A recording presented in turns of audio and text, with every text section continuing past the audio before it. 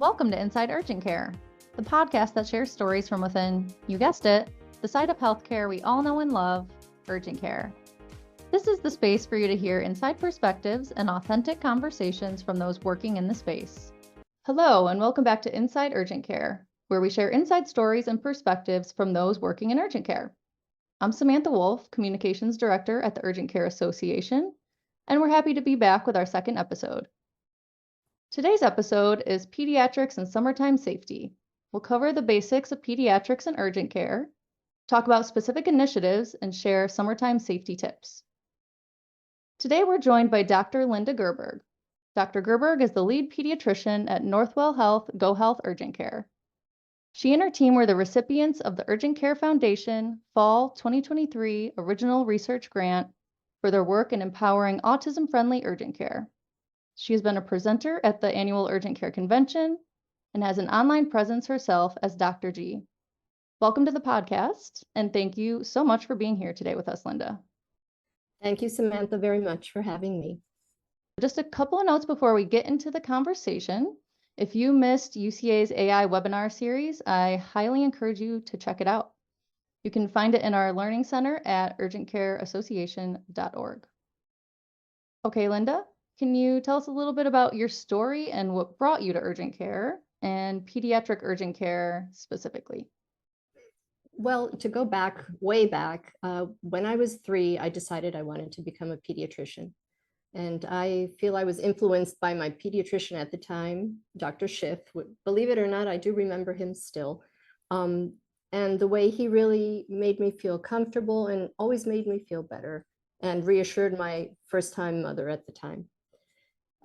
Moving forward, I did my training in pediatrics, went to do a sports medicine fellowship, and returned to New York to start my sports medicine in pediatric practice. And I quickly realized that there was more that I really wanted to do. And at the time, urgent care was already out there, but not necessarily pediatric urgent care as we know it now.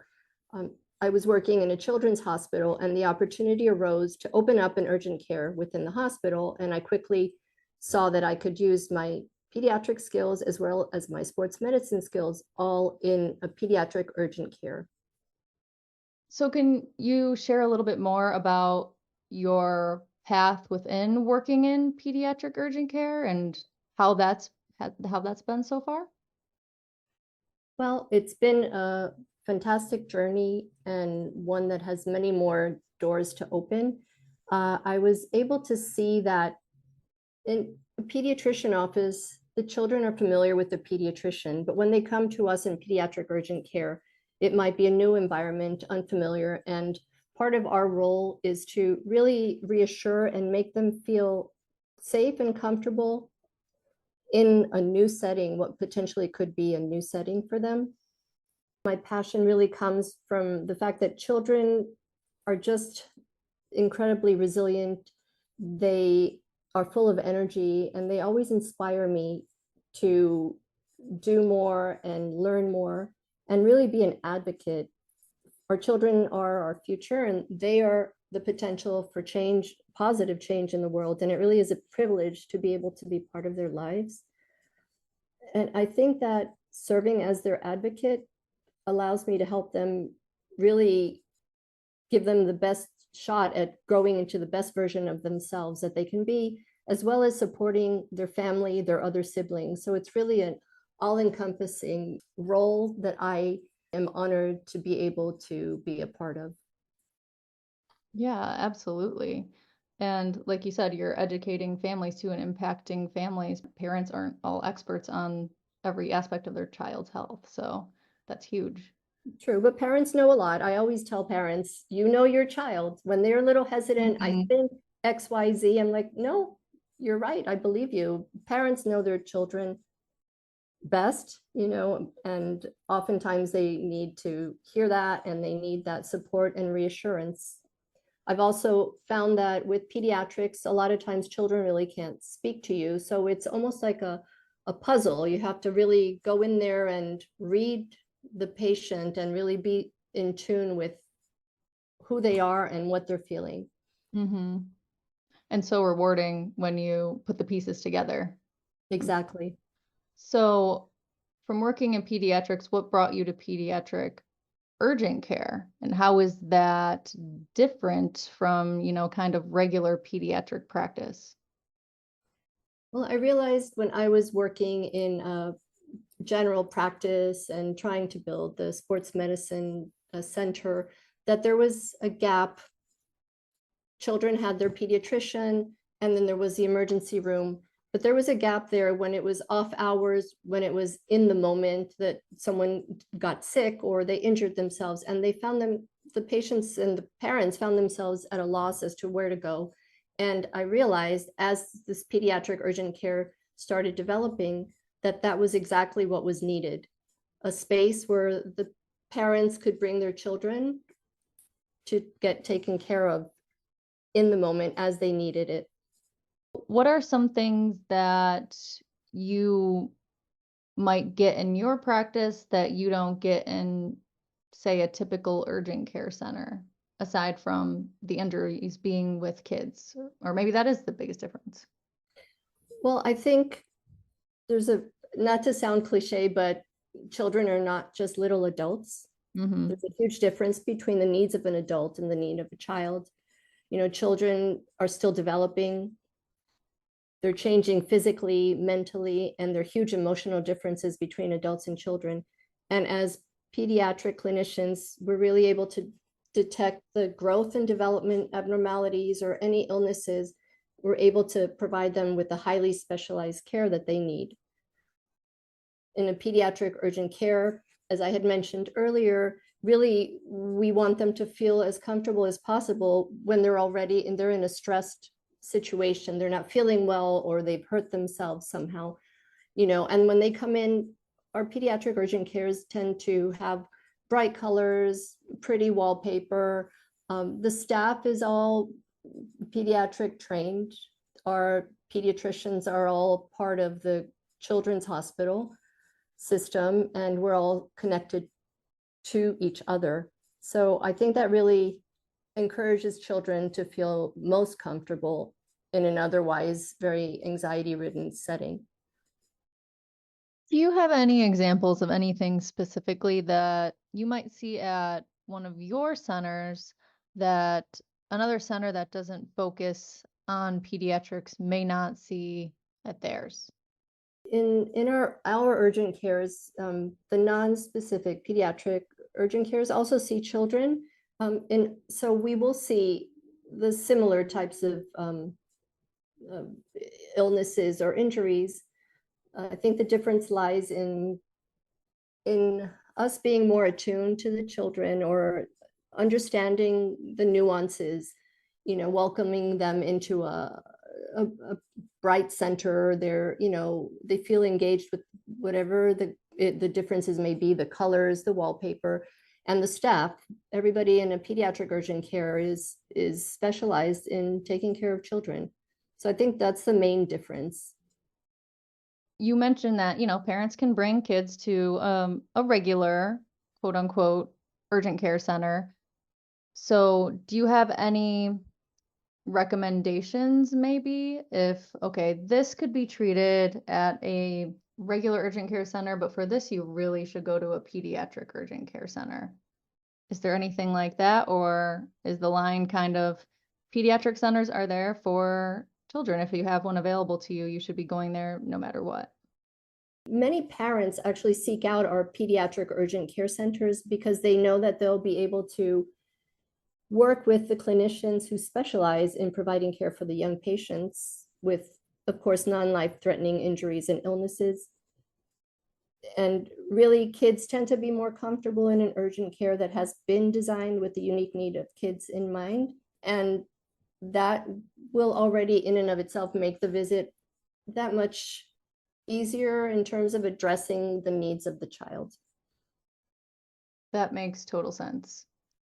And speaking of making the patients most comfortable, could you tell us a little bit about the grant I previously mentioned, the one that you got from the Urgent Care Foundation last fall, and how that's helping children who visit your center feel more comfortable visiting and why you pursued this project. Well, I realized that there was a gap within healthcare in general, and then specifically within urgent care to help with children with autism or neurodiversity, really. And a lot of times, both the child and or the parents themselves tend to not want to bring them in because of concerns with the interaction that might happen there, with the lack possibly of understanding on both ends, and the severe increase in anxiety. And so the thought was to really develop this program for our urgent cares to become autism friendly. And we're working with Autism Speaks, who has provided us the training for all of our patient-facing staff in order to really be able to provide this care.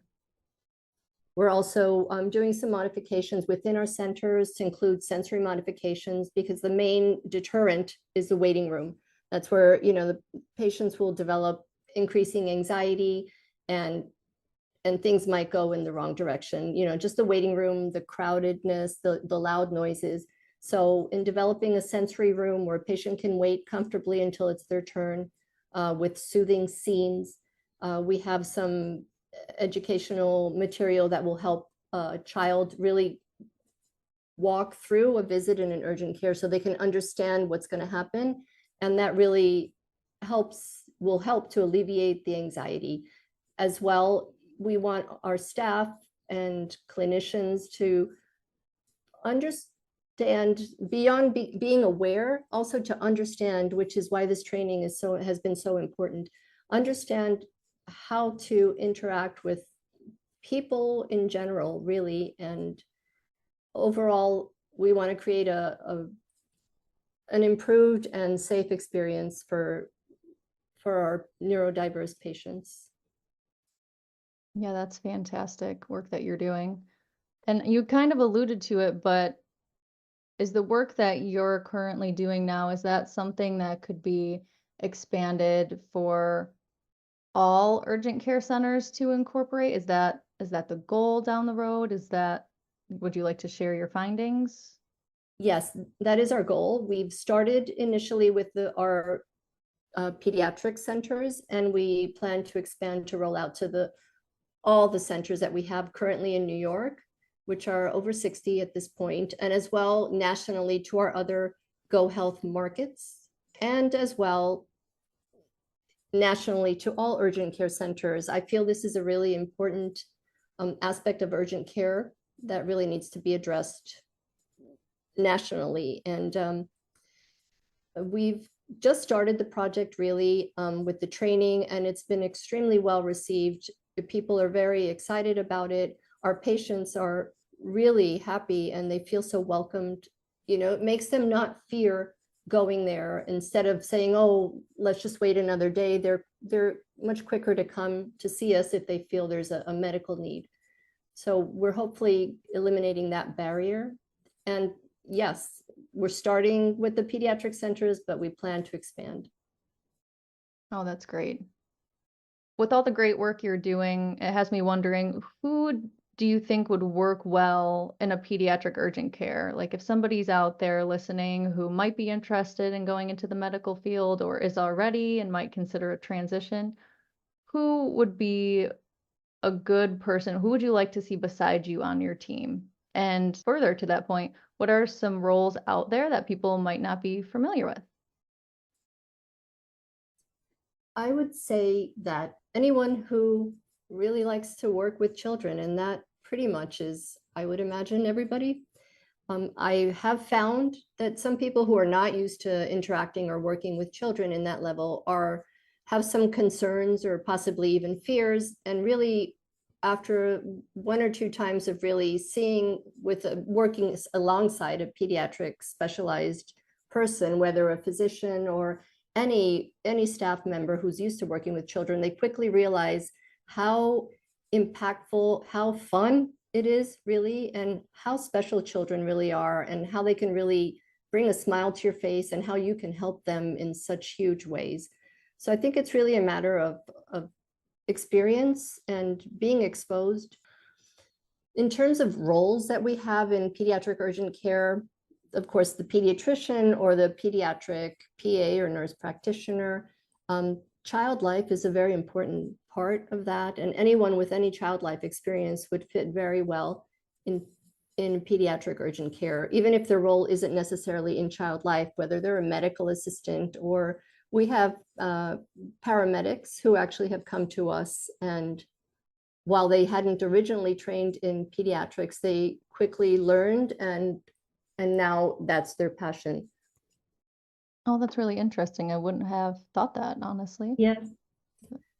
We also have X-ray techs who work in our pediatric centers who are familiar with children, and at times asking a child to hold still when they have a potentially broken arm or a foot or some type of injury is not easy. And they have that experience to be able to calm the child down and enlist the parent to help. So that's also very important.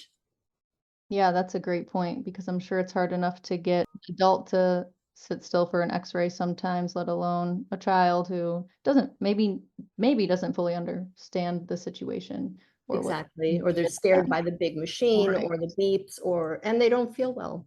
So right. Exactly. Okay, well, it is summertime, so I think it's timely to talk about summertime injuries, summertime safety tips. Would you like to give us an overview of kind of common summertime injuries and then some tips to keep the kids safe this summer? sure.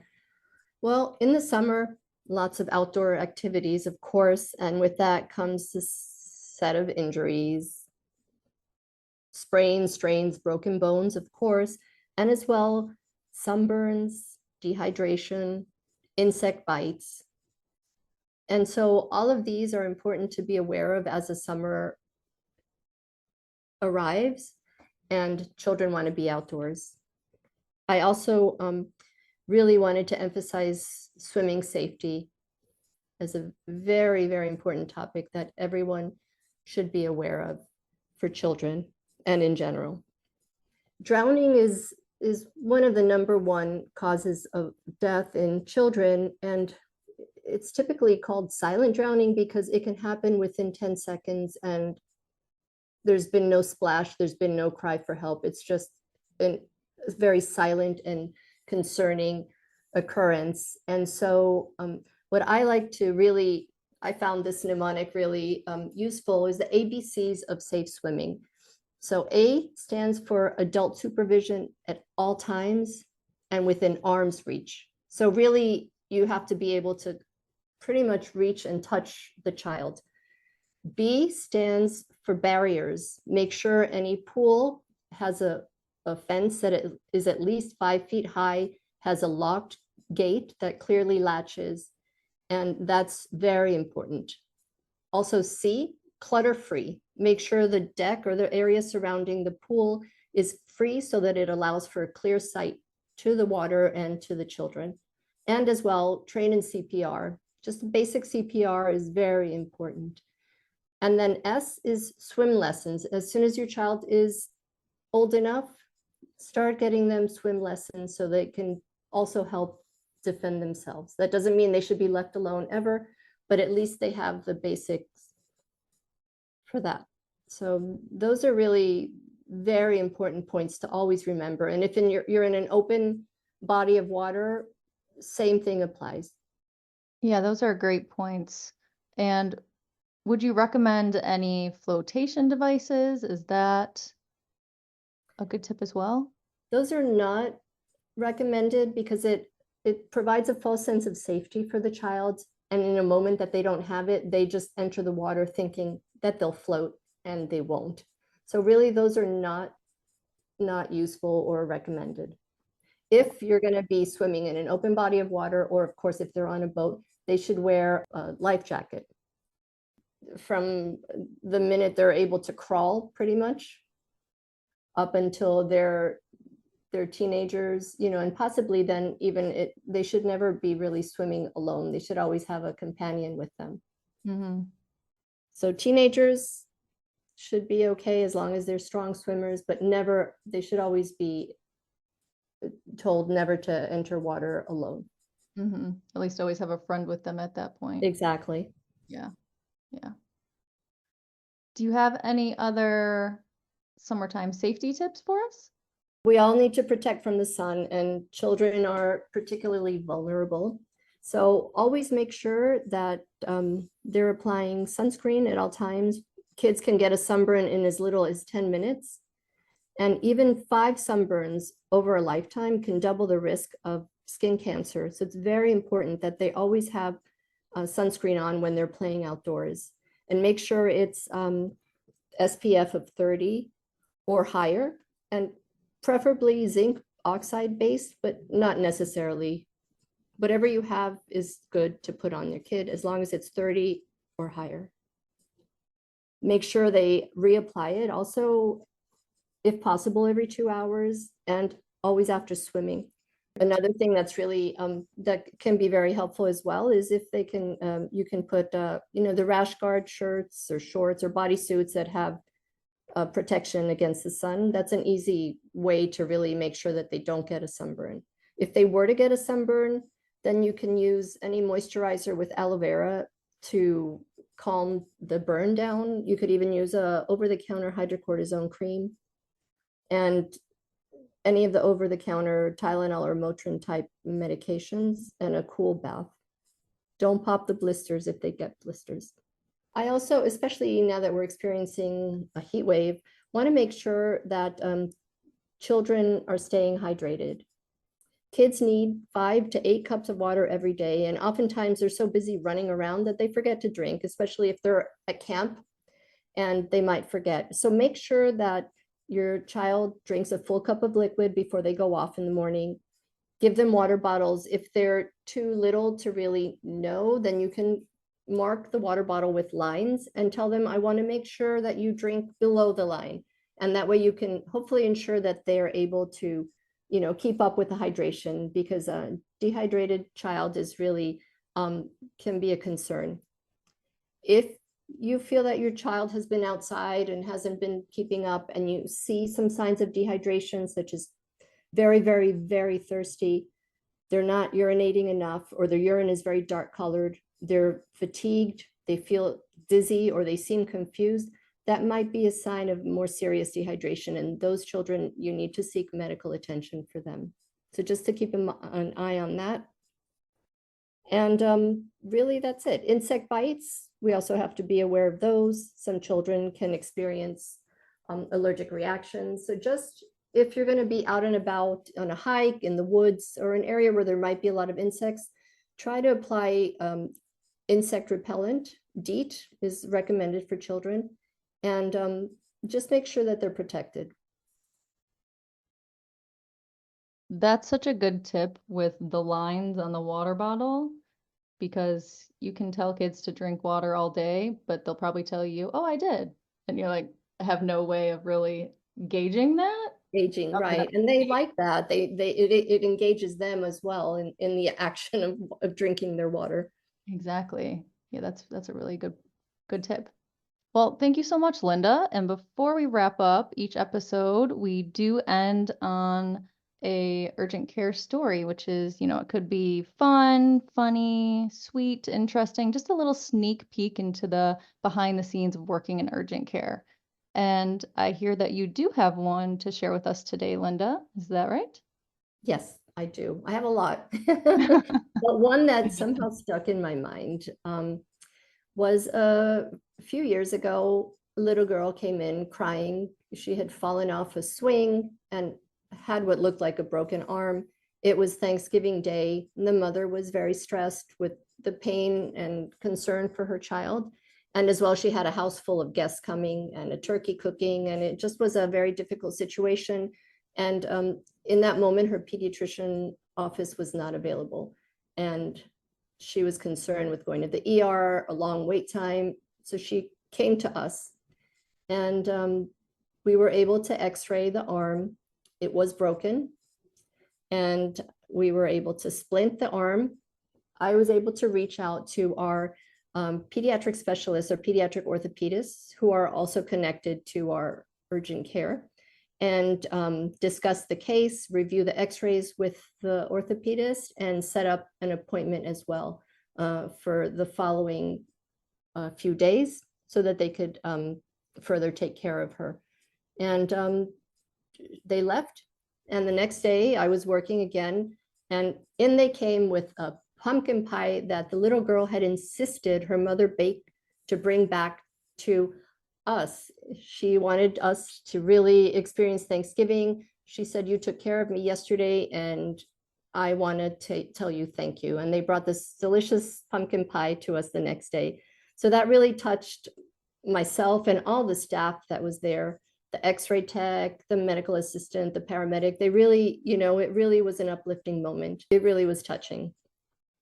That is incredibly sweet. Like, it has to be rewarding enough to take care of these kids and make them feel better day in and day out as they're coming in and out of your centers.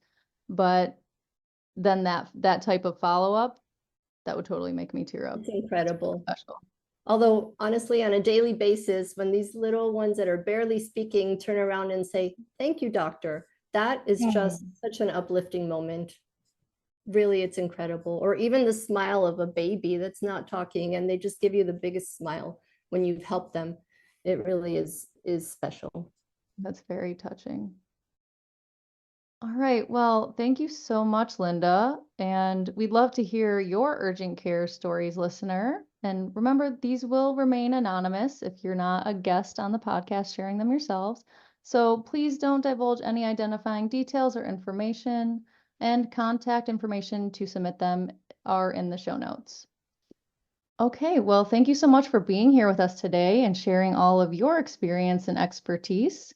And listeners, thank you for listening in. We'll see you at the next one. Talk soon. Thank you. Bye-bye. Bye.